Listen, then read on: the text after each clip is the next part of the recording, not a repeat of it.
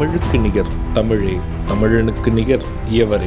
2 அடியில் நம்மால் எதுவும் செய்ய இயலாது என்று எண்ணும் மனிதனிடத்தில் 2 அடி குரலில் எதையும் நம்மால் செய்ய முடியும் என நம்பிக்கையை ஊக்குவித்தது திருக்குறள். வணக்கம் ஐயா. வணக்கம். இன்னைக்கான குறள் என்னங்க ஐயா? இன்னைக்கான குறள் அதிகாரம் 128, குறிப்பறி உறுத்தல். குறள் எண் 1272.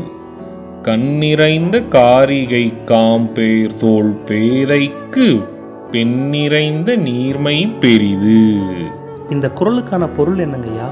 இதற்கான பொருள், கண்ணிறைந்த கட்டழகும் வளைந்த மூங்கில் போன்ற தோளும் உடைய என் காதலி பெண்மை நலம் கொழிக்க விளங்கும் பேரழகு நிறைய பெற்றிருக்கிறாள். இதுக்கு ஒரு சின்ன உதாரணம் சொல்றீங்களா? இதற்கான உதாரணம், என் காதலி பெண்மை நிறைந்த உடல்வாகும் பேரழகும் அதிகம் பெற்றிருக்கிறாள் என காதலன் கூறுகிறான். நான் சொன்ன குறளும் அதோட விளக்கமும் உங்களுக்கு பயனுள்ளதா இருந்ததா? ரொம்பவே பயனுள்ளதா இருந்தது. சரி பசங்களா, நாளைக்கும் இதே மாதிரி சுவாரஸ்யமான குறளை பார்ப்போம். நாளைக்கும் இதே மாதிரி இன்னொரு குறள் பத்தி தெரிஞ்சுக்க ஆர்வமாவும் இருக்கும்.